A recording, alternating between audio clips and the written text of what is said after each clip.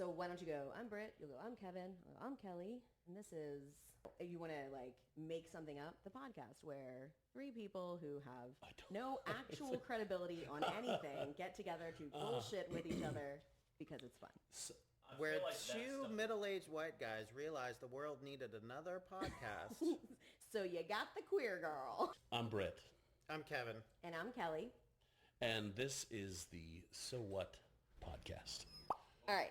So this is the podcast that, what do we want to just like make something up each time? We could make something up each time. I like the little tagline with the nuanced conversations that matter. Okay. But that sounds... Hoity-toity? A little bit. A little bit. I think the word nuance is like a weird word unless you nuance it. Yeah, so I was going to say, like, you can say that it's hoity-toity and then just own it and kind of unpack that. Or, like, the nuanced conversation where we barely know what that word means. I think nobody knows what it means. Like you said, it literally, in order to use it, you also kind of have to define Explain it. Mm-hmm. And explain it because some people think different things mean different things. Why don't we talk about why are we here? To not sound too about myself. For me, it started with some conversations about transition and how people don't really talk about transition. It's just that like we look at it and it's this point, but the reality of transition is that it's pretty much always happening. And we don't often acknowledge it during or after other than mentioning it as a point in time rather than process. But that conversation then led me into a bunch of other conversations where I started to realize that the number of times that a conversation gets to this point where somebody says, you know, it would be really good if more people had a conversation like this about X subject. I went, well, there it is. That's definitely it, because So What has this wonderful, cheeky kind of connotation of like, you only really say that when you don't really care what it means. In my work with students, I find that actually they care about so what a whole lot more. And in fact, I think that's even a human condition. To find out why something is the way it is a big part of the human experience. I wonder how much of that is a generational thing. So a couple of years ago, I heard a lot of people kind of lamenting those Gen Xers, those millennials, those whatever, they don't care about anything anymore. They don't want to join things. They don't want to do stuff. And I did a little bit of research and realized that like Junior League of America was seeing an uptick in membership because there was a reason to it. There was a so what behind it. So younger generations, if they're going to do something, there has to be a reason. I work in a church, pastor, come from that world. And so when people ask me, oh, why would I be a member? And I don't have an answer. Yeah, because what does membership really give you? Right. Yeah. What does that do? What's the point? I think, though, that, like, when we're talking generations, I think the reason that doesn't exist in older generations, right, like my parents' generation, it does now. It didn't when they were my age. Mm-hmm. It didn't when they were even younger because there was no reason to. Whereas the more variety, the more options there are out there for people, the more they have to be choosy about what they do and choosy about what gets their energy. Like, I look at my mom, right? And she's going to be 70 soon. So she's looking at life in a very different way, but she's also looking at life and has told me this multiple times. She looks at my sister and me and my brother and she's like, I look at the choices you've made in your life and realize that I didn't make choices. Mm-hmm. She looks at the fact that the things that we're doing and thinks I never realized I had options because she didn't, because that was never something that was told to her. Well, yeah. Geez, to think that all this time I've spent as an adult worrying about what choice I made here or there, that's actually been kind of a privilege of being a millennial choice. Yeah, so I just had a thought about that, of this paralysis by analysis. Mm-hmm. You've got so many different things, so many different choices, so many different ways. I think a lot of people are fearful of making the wrong decision. Can we make sure that we do some introductions of ourselves? Like, who are we? Why are we, like, who are we? For a long time, I defined, when somebody would ask me who I was, I said the job I did because the job I did was such a part of who I was and is still in a lot of ways. And looking back at that and looking at where I am now, I'm recognizing that I really don't like being identified that way. And now I'm teaching, and like that's noble and wonderful. And there's always a lot of conversation that happens from that. I almost believed you when you said that it was noble, and there was. Well, okay, yes. So there's that because I say I teach, and then Right. someone's like, "Oh, that's really cool. What do you teach?" And then I say I teach middle school, 7th and 8th grade, and they go, "Oh, I could never. I could never do that. That's so. Oh, how do you do that?" And I'm like, "Well, you sometimes much rather do that than deal with adults." So I'm Kevin Johnson. I'm a pastor. I'm a dad, and I have a PhD in sarcasm. Dr. Sarcastic. Yes, Dr. Sarcastic. That's the only way I can be Dr. J. A few years ago, I was somewhere, I don't remember where it was, and they said, introduce yourself. Like, go around the room, introduce yourself. And then they said, okay, we're going to do it again, but you're not allowed to say your job or anything that has to do with a relationship with somebody else. So you're not a parent, you're not a spouse, you're not a child, you're not a whatever. So you have 3 minutes, introduce yourself. And it was deadly silent in the room. And so that was kind of the beginning of this journey of realizing that my identity was wrapped up in others, and that I felt like I kept wearing these masks. I'm kind of a social butterfly. I'm a chameleon, and it's good, and it's bad because I realize that I don't know who I am when I am by myself. And so I kind of default to whatever group I'm in. And over the years, as I wrestled with that for a while, I realized that that is an okay thing to do. It is okay to have those masks that you put on. It's okay to be situational, but then who am I as a person? I think I came to this podcast because Britt and I have been friends for a while, and we had a conversation, and, as a parent of some people, and as, I only have 5 kids. So as a parent of 5, 19 through 9-year-olds, and then as a pastor, and as somebody that has a PhD in sarcasm, I have a viewpoint that not a lot of other people do. I like to joke that whenever somebody says, they ask me what my job is, and I tell them I'm a pastor, they're like, "Oh, you don't look like one." I'm like, "Oh, thank you. That's so nice of you." Because, when you hear the word pastor, you think of beige and boring. And I'm not beige or boring. And That's so true. That's very true. yeah. All right. If I'm going to answer it, not what do I do, I would probably still say therapist, because that's who I am. My journey into becoming a therapist was a very natural one. I was in youth ministry for a very long time. I was a therapist in schools recently, and now I have a private practice. I don't know if you guys know, but I have a YouTube channel too. And Really? Yeah, you should check it out sometime. But the whole reason for even starting the YouTube channel, for loving Instagram as much as I do, for being that person, is because that psychoeducational piece, that truth-telling piece, that making space for people piece, has been so instrumental to who I am anyway. So that's always been who I am. So I also now get to do what I've always done. Anyway, it just has a label. And then as far as why I'm here, why I'm doing this, when we did the video for my channel, I had a lot of fun, first of all. Secondly, leaving the district, I could literally go weeks and just see clients and my wife, and that's it. And that would be okay. I was like, I need to intentionally have some interaction with humans that I enjoy that aren't my wife. So yeah, that's kind of for me how this made sense to me, and whatever shape that needed to take was good with me. All right, so the other question we need to address on this one is, what would fix the world? The thing that immediately jumps for me was what I was talking about with those conversations just don't seem to be happening in the way that would be best. Social media in general is just full of what feels like people shouting at each other or snarking back and forth, not really conversating. Or they go, well, we really need to have conversations, so we're going to put 2 people who have such diametrically opposed views that they're just going to push talking points back and forth and back and forth. And then, frankly, whichever one's a little bit more charismatic and a little bit more witty and a little bit quicker on their feet, they're going to be the ones that look like they win. Or whoever has the opinion of whatever platform it's being put out. Right, whichever platform is being put out. I saw something, I think it was something Vice did very recently, where they saw that conversation doesn't really happen, and then on media, conversation doesn't happen. 2 people with obviously who just yell at each other. But they got 2 people that disagree, and in the case that I was watching, it was legalization of marijuana. And they had two people, one person that was against legalization, they wanted just simple decriminalization. And the other person wants legalization and regulation. And so they essentially had them put down on cards several things that they could agree on, like facts that both sides could agree on. And then they chose a number of these facts that both sides said, yeah, I agree on that. I agree on that.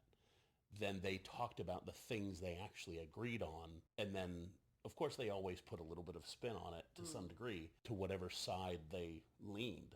But they still had to contend with the facts that the other person said, yeah, that's true. That's a true fact, even if they don't like it. Yeah, I love that. So I heard a few years ago that we no longer have conversations, we have versations, because the con, the C-O-N at the beginning is Spanish for like with, I think. If I'm wrong, please correct me in the comments below or wherever we're putting this. Yeah, but it is not a conversation. It's not dialogue between two people. It is just a versation. And I started recognizing like that it is not people engaging in dialogue. It is just people monologuing. And that, so how do we fix the world is it's giving people permission.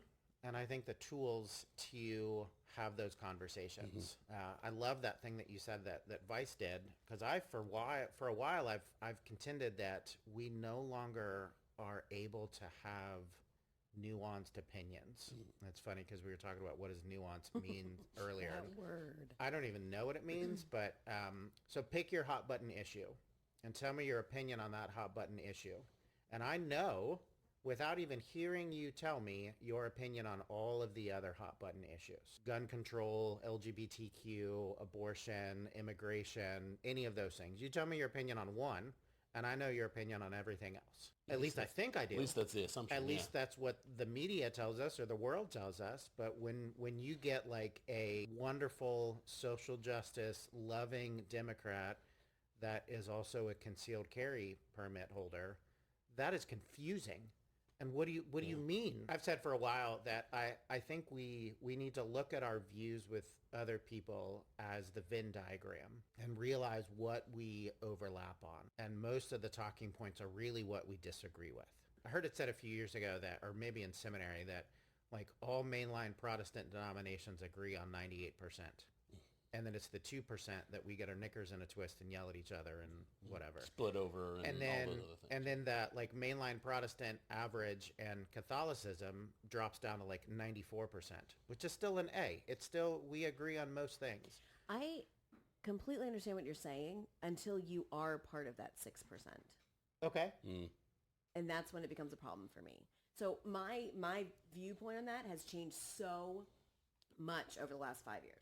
Okay. Because when we say things like what you just said, right, the gun control and Right, LGBTQ, and I'm like, oh, hey, by the way, that 4%, still an A. But that 4% is whether or not I get to be a full human being. Okay. Which I find to be Right. unfair. Sure. So, and I'm not to, sorry, I interrupted you 100%. But I feel like that's the piece for me that when we talk about like, what about what we agree on and what about this kind of stuff? Yeah, people agree on stuff, but the stuff that makes me, the stuff that allows me to live the life that majority of people are allowed to live is the stuff people are disagreeing on. So how's that okay?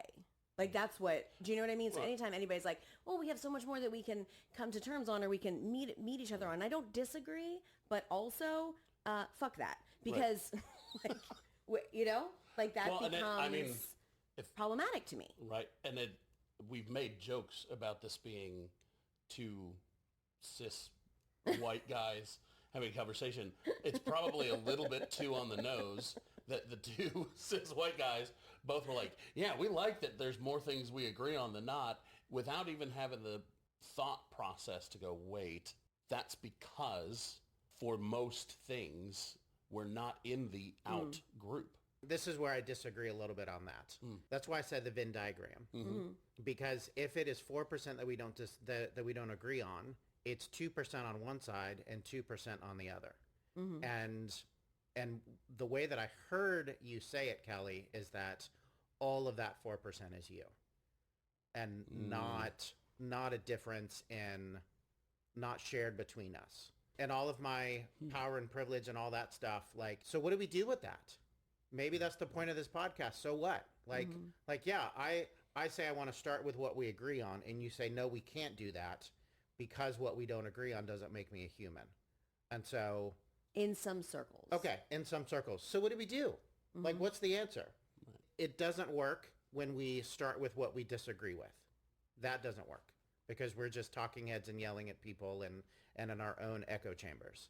And then when we start with, okay, well, let's do the other side. What do we agree with? Well, that's not right either because it dehumanizes other. So where's the answer? Like, what do we do? I don't think that's necessarily what I said, though. What I meant to say, if it didn't come out like this, that's my bad. But what I meant to say is to say we're still doing okay, we get an A isn't fair. Okay, yeah. That's what I'm saying. Like, that's not Oh, no, fair. we don't get an A. because We the, definitely right, don't get an A. Because I'm the not ones, giving like, when we're any. starting from where we agree with, like, that's all good and everything to make everybody feel good. But, like, to pull from something that might not be, this might get cutting room floored because I don't know who this actually applies to. But, like, to pull from the denomination that Sure. we are all sort of affiliated with At one at point this or point, another, yeah. right? I just came from a meeting, y'all were there too, where we're celebrating. People like, that was the best one we've had in so long because there's no drama. And I'm looking around at all of the people in leadership and I'm wondering where all the queer people went. And do you know why it's so great? Because there's no one causing contention. Because up until then, I was a contention. When I start to talk about this kind of stuff, when the so what for me happens, it's always contentious. Because Okay. people go, oh, what can I say? What can't I say? And I recognize that I also sit in this weird intersectional privileged place because I pass as straight, because I'm white, Right. you know, because I grew up middle class. Like all these things that I have huge privilege on and have gotten me to where I am in having a small platform to say this kind of stuff on. But even on the platform, I'm still not talking about me because when I do, people go, oh, and then they push you to the side. That's how it works. So for me, how do we fix the world? Just let it burn. As a therapist, I tell people all the time, you're not broken. You don't have to be fixed. Like, you're not here for me to fix you. You're not here to fix yourself. You're here to work through some things that then help you to live your life better. Like, live your life more the way that you want to live your life. But it's not about fitting into the world. It's not about fitting into a mold. It's not about becoming who your parents want you to be or the opposite of who your parents wanted you to be. It's about becoming who you are. And the fact is, people are not allowed to be who they are. So what kind of weird therapist power play was that? Where you ask us how to fix the world, and then we tell you how to fix the world, and then you say, it's not about fixing the world, it's about this. That's feel why I like went you- last. Oh my gosh. This- I will pray for your wife. Yeah. Like, weird tangent. I'm going to go on. I had a guy ask me, what do we do with cancel culture? Being that we are church people, so why do we outright cancel somebody for one mistake that they make? So that was where he came from. Kelly, I took a psychology class in undergrad, so I know more than you. Probably. Right. And so... Please school me. Yes, yeah. So, like, starting with our context, starting with where he is. The church that I represent is one that understands and celebrates grace and forgiveness and not retribution, resurrection. So, nothing is dead. So we believe in a God that can raise somebody from the dead.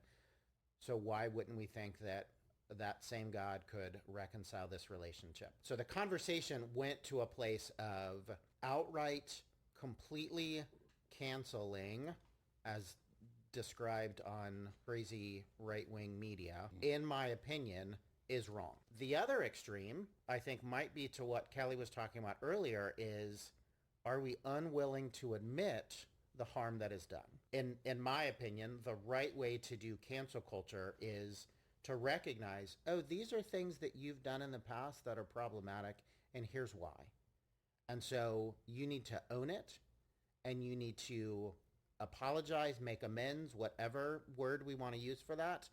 There are also consequences to those things, like Adam and Eve were forgiven and they no longer were in the garden, like whatever that looks like for you. And learn better, do better. So a couple of weeks ago, we were having tech issues at the beginning of our service, and my microphone wasn't working, and we're, funny banter from the pastor and the worship team and whatever.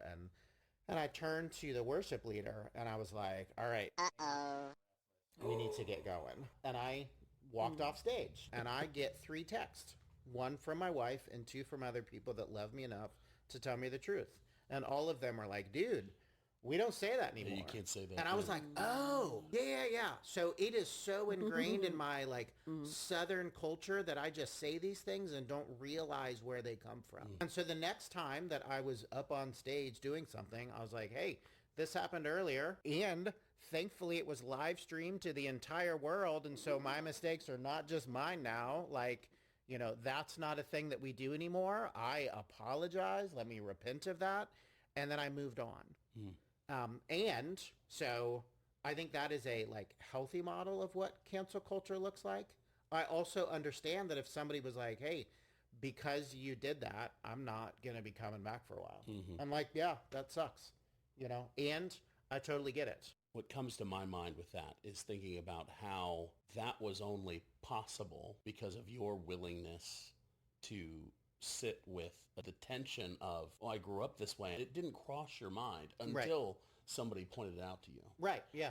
But it also took someone pointing out to you in love, in like in a kind way. Yeah. Because I'm sure that I've done the same kinds of things in the past. And I'm also sure that I've not reacted the right way in the past.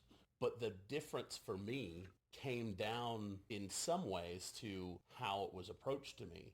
But also, I have to be able to take some ownership and say that that's not always on the other person to approach me the right way either. Yeah. And so there's this weird back and forth of, okay, I need to be in a place myself where if somebody comes to me screaming about my insensitivity of whatever it is, I have to do my best not to be defensive and listen with grace and love and acceptance and recognizing my own issues and privilege in that whole piece so that I can then go ahead and try to change and grow. And at the same time, that other person approaching me, they need to have done the work themselves in their own hurt and pain to be able to come to a person when they're ready and be like, hey, we don't do that anymore, or this is why that hurt.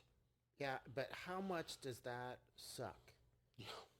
That the victim, and I think I chose that word carefully enough, that the victim is responsible for approaching the abuser in a kind and genteel way. Yeah, I would never sign on for that. Right. Well, Yeah, and I yeah, agree no. with that. Like, and like, especially saying it in that way. I come to this other side of that. This is from me, is that I don't intend to do harm when I say something that I shouldn't have said. And me and Kelly, she laughs at me all the time. In fact, just was doing it the other day when I was trying to correct whatever thing I was saying so that I wasn't saying it the wrong way or saying it the right way. And that is really hard for me because people that know me and know my heart know that I'm not intending to harm or say it the wrong way or whatever. And yet, even people that kind of are outside that space of knowing me well enough to know that won't take the time to go, wait, what was the intention? And that's something for me that is hard because I know I've done a lot of work to try and change and grow. And then it's really hard to not be defensive when you make that one mistake and suddenly somebody is no longer willing to interact with you. And now you're right. You had a really nice way of putting it. I was like, well, I'm sorry you don't want to be around me anymore. Good luck to you. As not even recovering, just as a still very much people-pleasing person, that's really hard for me to do because I don't want someone, even somebody that I don't interact with very often, I don't want someone to think poorly of me because of something I said either incorrectly, because I don't know how it's supposed to be said, or in a time of like flying off the handle or whatever. And that's actually one of the reasons that was afraid of this space. It still really am. Is that I know that I'm going to say something the wrong way or and somebody's going to take it and yell or say something or write things, and I'm going to have to push through my own traumas about trying to please everybody around me vis-a-vis the horrible place that the internet can be, and somebody will pick it up and play with it. I think one of the things that I'm hearing in like the whole, how do we fix the world and what's really happening in the world and that's that sort of thing. Like my question becomes, in all spaces possible, what would happen if we assumed the best of intentions from everybody we came in contact with? And I'm not talking about trolls on the internet. I'm just going to put that out there. Some people just live to be trolls. Right. And they can live to be trolls, but I'm not going to give them my energy. But if we assumed the best of intentions with people that we talk to, anybody we come in real conversation with, here's the thing. I'm not really interested in fixing the world. I'm interested in people living better lives than they're living right now. Yeah. And not feeling like they're under the gun all of the time. Maybe that's the beginning of that stuff. I would think that would be where it needs to start. I think one of the questions that we can ask is when people come to us and they say something or react a way that is, like we can ask, is this a way that Kelly normally talks to me? And if it's out of the usual, like Kelly and I joke around all the time, but if she came to me like just red in the face and spitting angry, my initial reaction would be like to put up my defenses. But I think what I need to do is ask myself a bunch of questions. Like, does Kelly need a Snickers? Does she need to take a nap? Do I need a Snickers or take a nap? And The answer is usually yes to both. those are the two things that I normally like start with and kind of joke with. But like, you know, Kelly just had some horrible event in her life and she comes to me and she's lashing out at me. It's not about me. Or I said a thing that is like deeply dehumanizing to Kelly. It's my alter ego. like It's forgetting fine. her Kelly. I could unpack that one.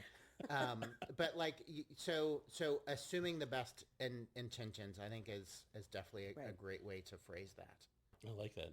Well, thanks everybody for listening. We'll see you all next month. And until then, where can they find us? They can find us on Instagram and TikTok.